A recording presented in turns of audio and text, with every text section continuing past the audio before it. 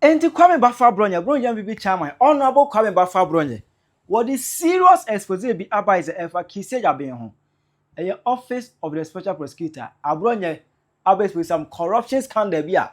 Ekoso ewo kise jaben akachi. Mema nchire mu no akire wadwen amame. Ewo comment section. Ayi Penyah block media. Mess was say need mo. Obe like video no that my put on subscribe button so na ba click notification icon for latest update. Na ba chire wadwen dia amame.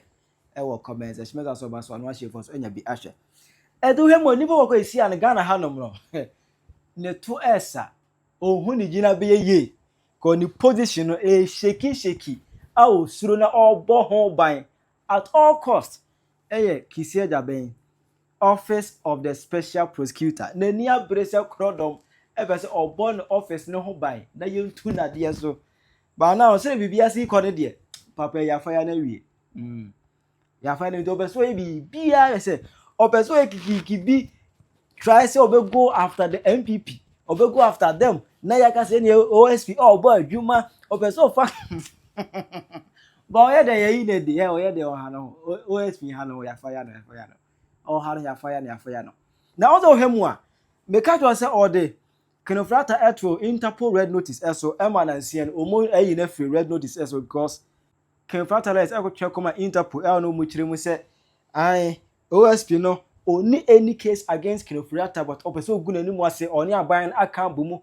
epese omufa continue ase kwan boni bia so edom client no etum omu jeli no enu nti ana omu eye ni se no ema because of that no Interpol eyi Kenofriata every omu red notice eso ema me the update ebreo na obekaya once a while be there was allegations against this OSP this same allegation no eye Abronye ene bete ho bekire mu some kind of corruption be a cause OSP akache. Even because of that, no catch or the bar said, I was a man OSP no no to investigate because he's a body in government since a creating office. Auditor General cross through over corner so yeah, accord it no. Auditor General cross through into meaning said OSP no Obia investigate no. Nobody investigate him. Obia investigate no and all yet do pay. It is a big cry cost of money on office for the more. There is no auditing, according to Abronye. There is no auditing. Now, this same allegation we see Abronye as a DBaba. Now, when the Ochirimo corruption scandal be a cost of OSP as a panel, it was a parliament, any about to necessary form. Now, either say Ome investigate OSP Nankasa, and I said the Omum Pamono. A brack is here been taking over. Sika woma spend our office wa womuntimi nya results from 5th August 2021 ebesi ne ya menemo kasai no sa kisia jaben budget our allocation kwa ye dia man from 2021 ebesi na me no kasai no is close to 500 million Ghana cedis. Yes. Kisia Jabin from 2021 ebesi na me no kasai no budget ya wanya is close to 500 million Ghana cedis. Na office ya cases ya omudi akire nyina no at the end of the day no o mane boka from 2021 ebesi na kisia Jabin office no enama hunahuna nti yentimi audit special prosecutor office eba besi na 2021 to 2025 kona wiye ahunahuna kisia Jabin de batina krom ha all institutions esro no anti parliament crossroad say one be audit kisia Jabin because and where you we are obeka say speaker so cry corrupt but nemra na audit krom ha macho no or is subject to parliamentary audit. And so be a slow no chroma. Auditor General Esro Kisia Jabin say, Wamba auditeno because on himself try to audit Kisia Jabinya. Every week be a special prosecutor office, you know, a funding man kwa America, Ubisanta America or Koko Yeda. A thought that because he work from America. Otimi Koko Tna America. Ebia 2 months na oma Ghana na nya official work na yi all year na mom oman Ghana e born hoka e outside. And no na yebeka ne say who watches the watchman. Nipa na ono fighting against corruption no. Corruption is fighting Kisia Jabin. Kisia Jabina or no fighting against corruption, no. Corruption is rather fighting him. Jawadwa. Kromado. They all fighting against corruption, no. Corruption is rather fighting him. To me, kwatna brotire 2 months. I end your official duty. Na government of Ghana ye dietwo channel. And na me no baba tenase no ma bisa say. E ba ne say na attorney general timi tenase. Dr. Dominic Anyine. Dr. Sram Sai. The President Legal Council. Etimi ma ye ko fale papers we our court to say, ye de nipa nwotwe echo court. All because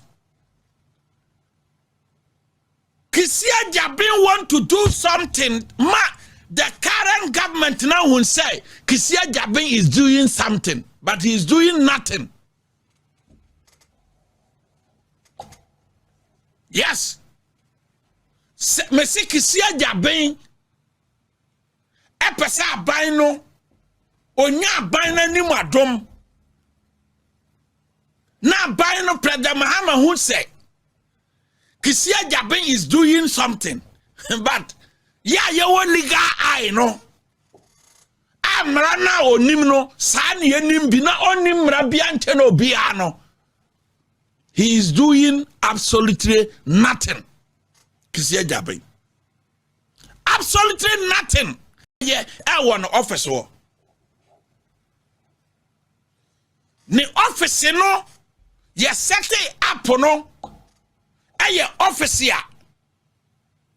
Oba investigating corruption and corruption related cases.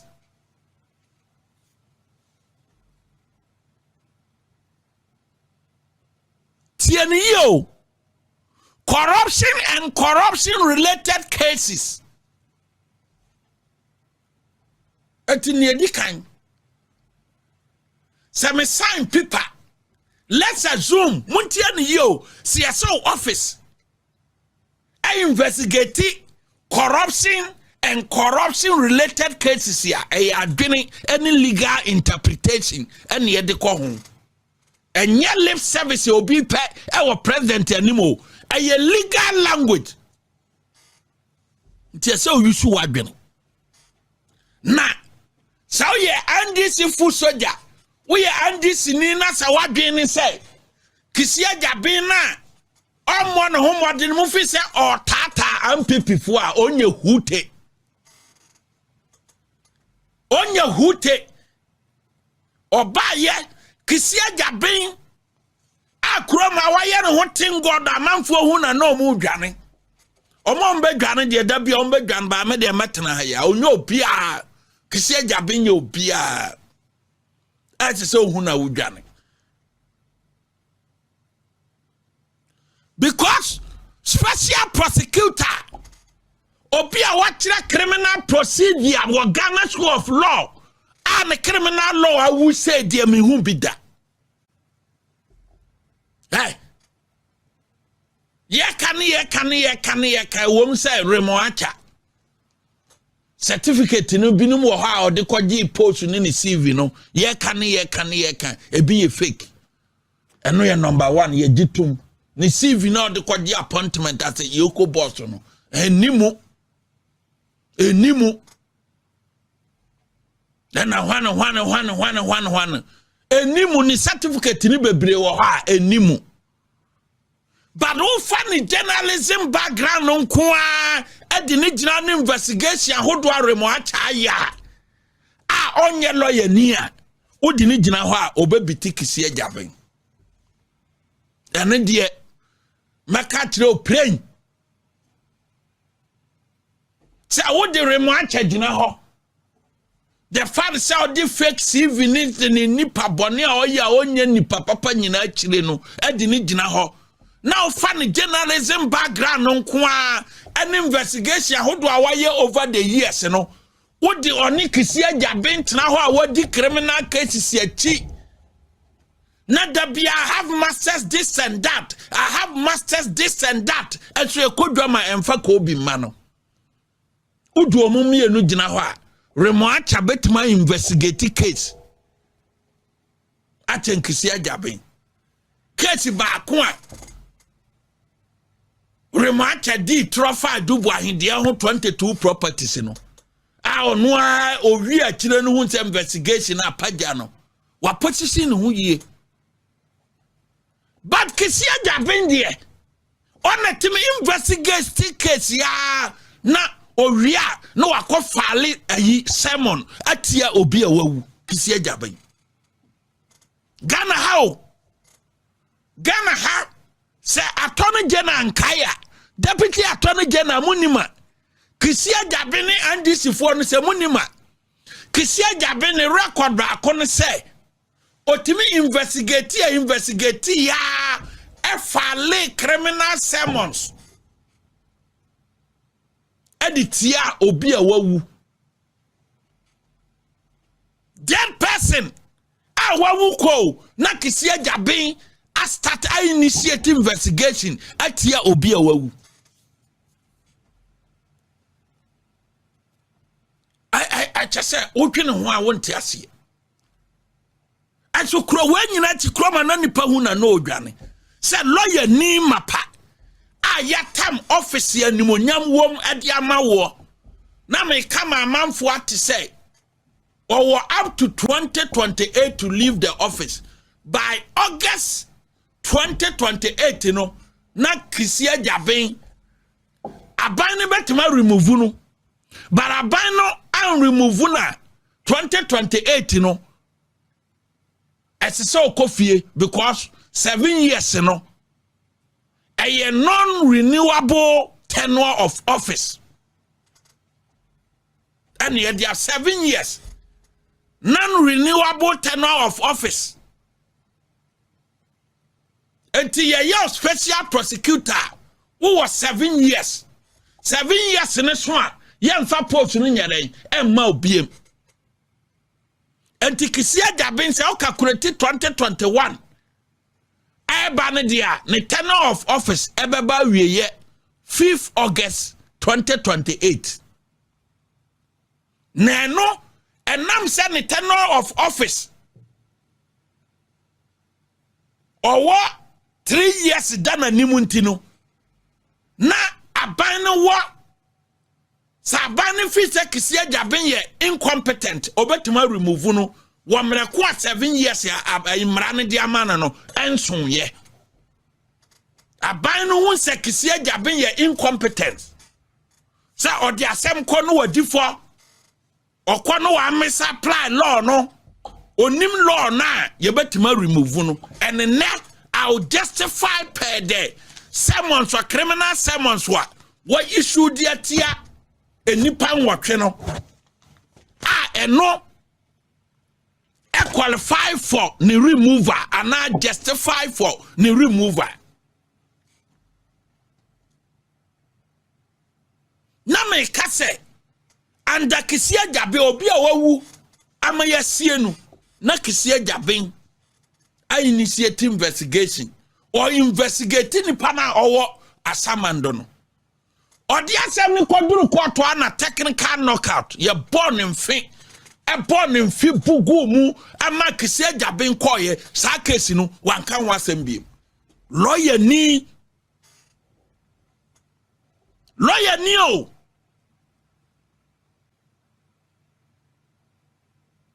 23 years at the bar.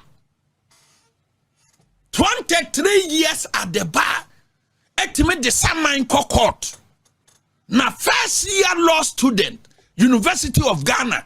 O katire say, o initiate criminal case na civil. Enti obi a wawu asamando a obeka say enye yi.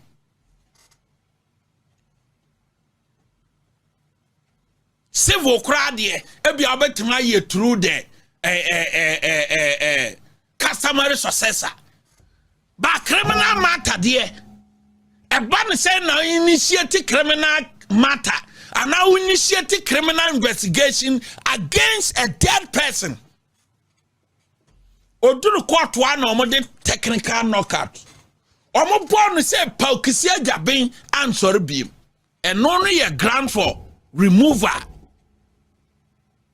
Incompetence, because as a senior lawyer at the bar, no, as a wakra wants a case now what they call a nipano and first year law student, at any university back say a nipana whether criminal or civil no action now will take you as a nipana the opportunity. Na or respondo. The rule of natural justice. As I say, we apply the rule of natural justice. At the moment, say, we initiate criminal investigation against a dead body, no, or dead person, no. Rule of natural justice, no, by a day, as a lawyer.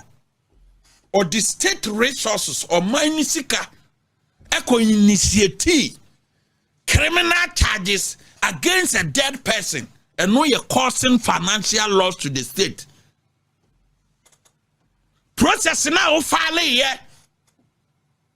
court wa 2 year 2 ka ko ye and wo kwa court to be a kisia jabin e wa allowance o manu e de ma wo enti da bia no o pese wo din kontomre banchi ahaban abura haban cases basa e court all because wo benya allowance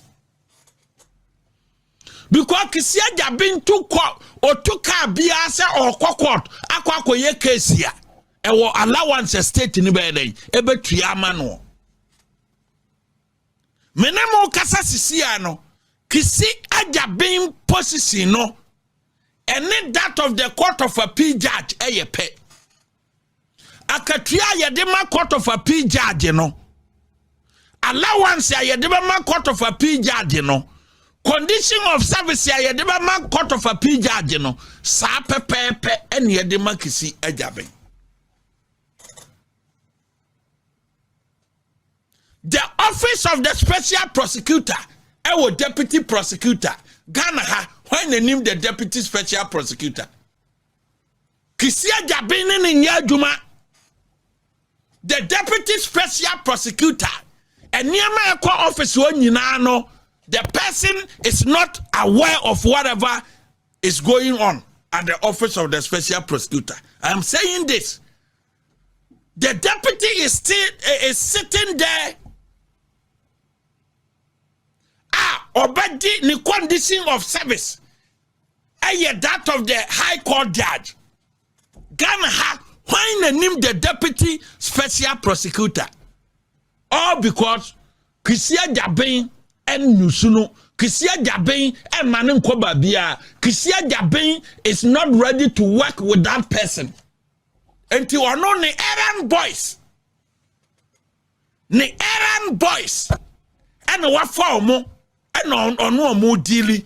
And I was salang the deputy special prosecutor no and deputy special prosecutor no so nim law Kisia Jabin and Kisia Jabin who say So you sue deputy special prosecutor na oba asane no enti wafa ne errand boys binum e no mo ne nam wo mo no na lawyer need to me court special prosecutor ho a no so mo website kra no ne mo publishing na me monitor na kisia jabin errand boys etimi order arrest him no actually lawyer no akwakotum such a nonsense and e cost for Ghana all because woman want the powers as a police officers and no mo because emrane say